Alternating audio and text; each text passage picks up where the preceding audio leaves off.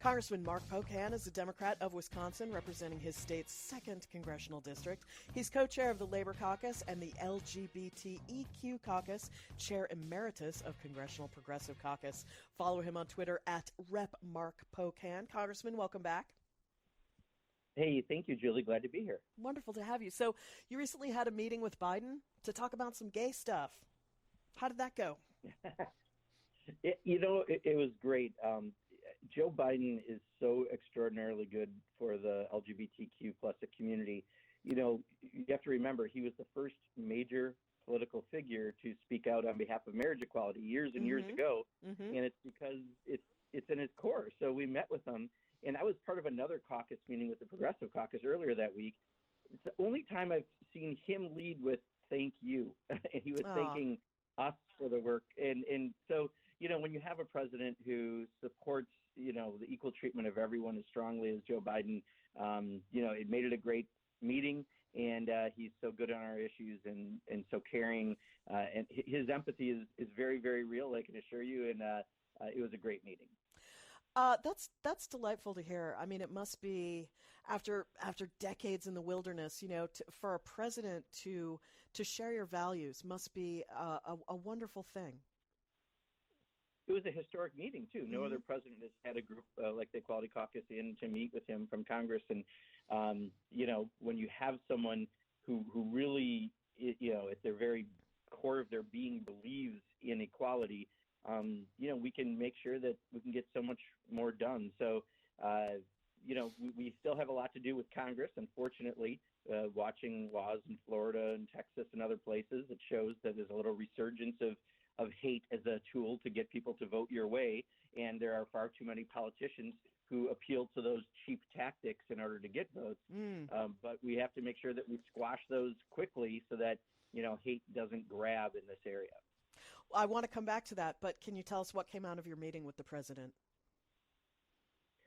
We just talked about a few things that are out there that we'd still like to get done. I mean, obviously the biggest is the Equality Act, and, many of the problems lie in the Senate. We've passed it in the House in a bipartisan way, and now the Senate is letting it languish where things seem to languish because of, antiquated rules they follow. But we did talk about a few other things from blood donation to a lot of other issues. And again, he was extremely receptive. Now, what to make of Florida and the use of this attack on Disney and, conflating gays and pedophiles grooming children? It's so repellent. How do you confront it? What do you do about it? Well, the irony of the party of cocaine and orgies, apparently, in Washington, D.C. is the party that is, playing these cards state by state. I mean, what I find the most repulsive, and honestly, I've been doing this for 30 years, and I can find things repulsive now, and I can say it pretty loudly, are candidates who don't give a damn about their constituents or individual people, how they may be affected. But if it might help them to someday get elected to another office, they'll do anything. Ron DeSantis is the queen of that. He will do and say anything to get ahead, to try to take the place of Donald Trump as the head of the cult.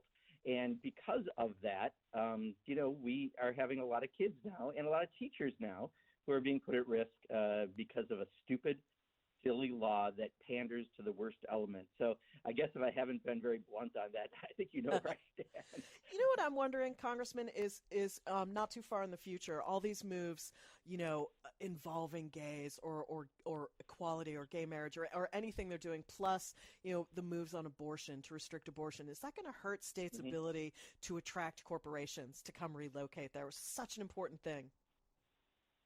Well, I mean, the fight with Disney is so silly for Florida. I mean, Disney at first didn't take the right stance on this, right? They were quiet for a while, and some people like myself kind of pushed them, saying, "Hey, where are you on this? What about all your, thousands and thousands of employees who could be affected?"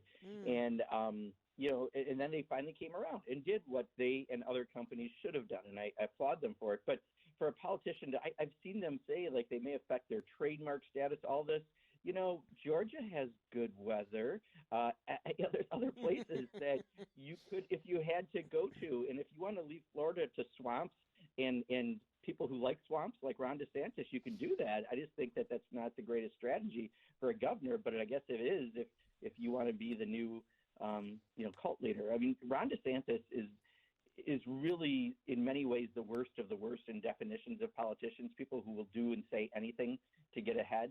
And, Florida's a very, very large state in this country. Too many people are affected, and, good companies that are trying to have a moral compass along with making some money shouldn't be put into this special interest push that Ron DeSantis is putting them in. In Hill business, meanwhile, you're on appropriations, also education and labor committees, a bunch of government funding hearings, budget hearings coming up. How's that going on the Hill? We've just started them, right? We just got the budget from the president. We're starting to do those. Again, by and large, the president did a great job on so many things, from education to healthcare to many areas of actually funding programs. After he's gotten this country kind of going again in what I hope is a post-COVID era. I guess my only disagreement, and it's not really a disagreement with Joe Biden, is it's a disagreement with Congress in general, is, we once again put more money into defense without a single audit, without really any reviews.